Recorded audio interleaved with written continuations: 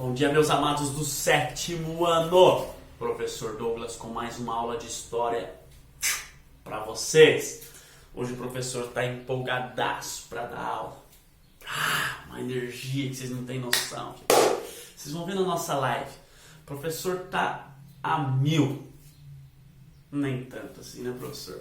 Vamos lá, pessoal. Pega a caneta, lápis, pega a sua apostila e vai para a atividade 3 para correção da nossa tarefa da página 188. 188. Vamos lá, pessoal. Abre aí. O professor não precisa falar tão devagar assim, porque se é um vídeo, você pode ir pausando e escrevendo. Relax, de boa. Atividade 3. Considerando que você estudou neste módulo e o fragmento a seguir, e responda as questões. Olha que fragmento forte, gente. Prestem atenção. Aos 27 dias desse mês, que foi dia de São Cosme e Damião, começamos a lançar ao mar algumas pessoas que morreram de fraqueza e com pura fome e trabalhos. E foi tanta necessidade da fome que padecíamos que alguns de nossos companheiros que se foram a São Jorge Albuquerque, comandante da expedição, e lhe dissera que lhes desse licença para comerem os que morriam, pois eles, vivos, não tinham outra coisa para se manter. Olha que relato forte, pessoas morrendo de fome e tendo que ser lançadas ao mar quando morriam. E aí vem a perguntinha para vocês. Qual o assunto do texto? E aí, professor, qual que é o assunto do texto? São as grandes expedições, gente. São agora essas longas expedições onde eles ficavam dias e dias e dias nos mares, sem comida muitas das vezes, acabava a comida, e aí? Eles não tinham noção do quanto tempo eles iam ficar, então muitas das vezes eles não levavam a comida o suficiente para o seu destino. Então as pessoas começavam a perecer de fome. Eles estavam no meio do mar, gente. Eles estavam no meio do nada muitas das vezes. Então a única coisa que restava era jogar essas pessoas mortas no mar ou alimentar aqueles que quase morriam, que não tinha outra alternativa, tá? Então esse é o assunto do texto, essas grandes expedições que agora eles estavam fazendo. Olha B. Quais poderiam ser as consequências de relatos como esse na organização das expedições marítimas?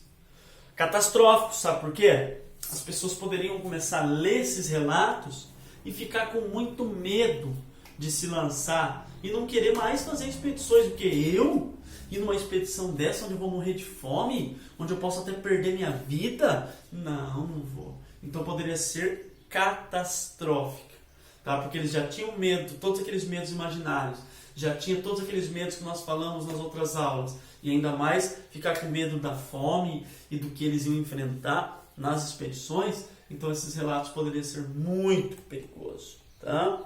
E explique o subtítulo Portugal e Espanha, Geografia a favor. Isso nós já falamos também. Lugares estratégicos com saída para o mar, tá? Um vasto litoral, tanto a Espanha quanto Portugal, tá? E uma região bem comercial. Então, por isso, eram regiões extremamente estratégicas e favoráveis. Página 189, a gente vai falar ali, contornando a África, a rota pelo leste. E eu fiz alguns tópicos aqui, tá, para vocês entenderem tudo isso que o prof vai falar na nossa aula de hoje. Novas rotas para a Ásia. Tá? Por que, professor, que eles queriam contornar a África? Qual que era o objetivo do contorno da África? Depois vocês vão ver o mapa ali, tem um mapa mostrando todas essas rotas que eles fizeram ali. Justamente porque eles queriam uma nova alternativa de caminho para a Ásia. Lembra? Na outra aula que o prof falou para vocês que os turcos otomanos e os italianos tomaram aquelas rotas que eles utilizavam, que era bem próximo, principalmente das Índias ali. Lembro, professor. Então eles tinham que contornar o continente africano, tá? Então olha lá, o projeto português propunha que se chegasse ao Oriente pelo leste, contornando o continente africano. Por isso a primeira aventura portuguesa ficou conhecida como Périplo, Périplo africano. Tá? O que é périplo, professor? Viagem longa em torno de um determinado espaço. Em 1415, as embarcações portuguesas chegam a Ceuta. Isso nós falamos na outra aula. Isso nós falamos também na nossa live. Tá? E em 1488, o navegador Bartolomeu Dias chega ao extremo sul da África, um lugar conhecido como Cabo das Tormentas, o encontro de dois oceanos, um lugar tribulado demais, isso nós falamos na outra aula também, onde muitas embarcações ali acabam se perdendo, mas foi uma grande conquista para as navegações, porque agora ele chegou no extremo sul da África, ele já estava quase na Ásia, ele já estava quase no caminho para as Índias. Então, foi uma grande conquista, gente. Ó, essa região recebeu o nome de Cabo da Boa Esperança, que antes era Cabo das Tormentas, porque lá os portugueses descobriram que realmente existia uma passagem marítima para o Oriente. Olha, realmente, se nós contornarmos o mapa africano, nós vamos chegar lá no Oriente. Olha que legal, gente. Agora eles já começam a ver que todo esse projeto que eles tinham era válido e que tinha dado certo. Eles não sabiam se ia dar certo. Eles não sabiam se eles iam conseguir essa rota, eles nunca tinham feito. E agora eles, ó, top, nota 10, deu certo. Os portugueses são os caras. Bartolomeu Dias, então, foi o que chega primeiro, tá? Não nas Índias, mas nesse extremo sul, que é o Cabo da Boa Esperança. Mas, enfim, eles chegam às Índias. Com quem, professor? Quem que foi que chegou às Índias? Nos conta. Vasco da Gama. Vasco da Gama, professor. Vasco da Gama, o time, tá? Aquele time do Rio de Janeiro. Lógico que o time foi inspirado, gente, em Vasco da Gama. Tem até a Cruz de Malta, que era a cruz que eles carregavam nas expedições, tá? Na bandeira. Enfim, o time foi inspirado em Vasco da Gama. Mas Vasco da Gama é o primeiro a chegar no caminho das Índias. Isso está na mesma página ali, na página 190. Enfim, Vasco da Gama chega às Índias. Em 1497, depois de longos preparativos, partiu de Lisboa uma expedição liderada por Vasco da Gama. Essa expedição era composta de 4 embarcações e 170 tripulantes. Seu objetivo era fazer o caminho de Bartolomeu Dias e seguir em frente até chegar às Índias. Agora eles sabiam que existia um caminho. Então, qual que é a meta? Vamos chegar até no extremo sul da África, tá? Onde Bartolomeu Dias chegou, que era o Cabo da Boa Esperança, e depois partiremos em direção às Índias. Vamos lá, então. Depois de contornar o Cabo da Boa Esperança, a tripulação seguiu navegando pelo litoral leste da África, na cidade muçulmana de Melinde.